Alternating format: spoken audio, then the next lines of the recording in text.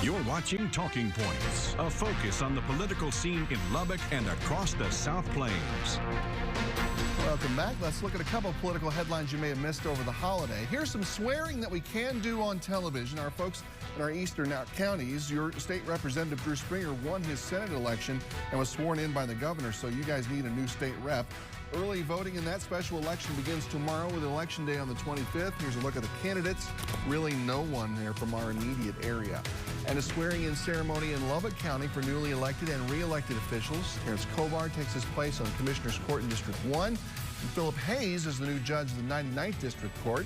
Sheriff Kelly Rowe also back for another term. Congrats there to all. More now of our talk with Congressman Jody Arrington after the rioting at the Capitol this week. A lot of Republican lawmakers facing some blowback from their decision to continue challenging the election results. And I asked him about that decision and if he thought about changing his mind after the riots.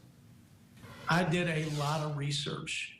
I spent a lot of time with experts on all sides of this issue. It wasn't an easy decision for me, but it wasn't just about this election. It was about the integrity of all future elections. And the law is clear. The Electors Count Act of 1887 gives Congress the judgment to make as the last check on the integrity of presidential elections as to whether the votes were lawfully counted and that they were given in regular order. And I don't think anybody watching what happened in 2020 election would suggest that it was anything but irregular. And then they had the constitutionality, which was my principle. That was my argument. Article 2 says only state legislatures can make election laws. And I know people were using COVID as the rationale, but it doesn't matter. You can't have courts, governors, secretaries of state making election law.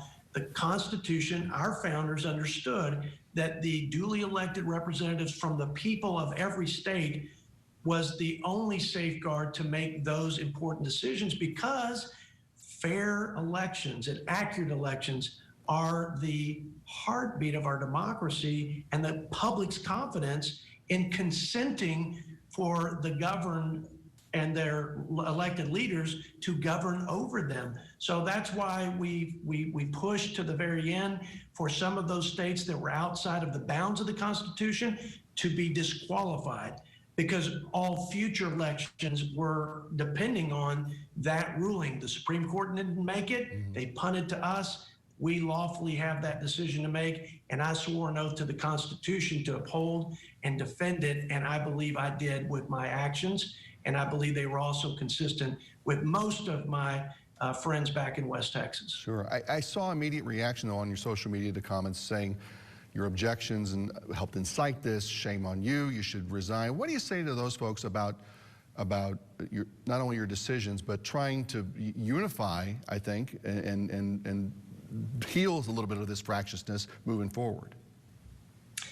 I'm going to be harsh to those folks. I think that that sort of thinking is not only ridiculous, it's part of the problem.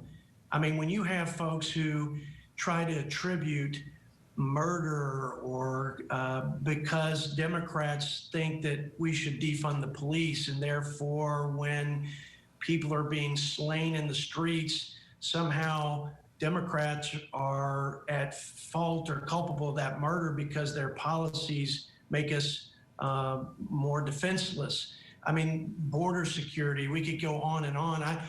We have to make tough calls. We have to take strong positions and defend them. And there is something about the robust debate that we've had in this country that is critical to our democracy and getting to the right place.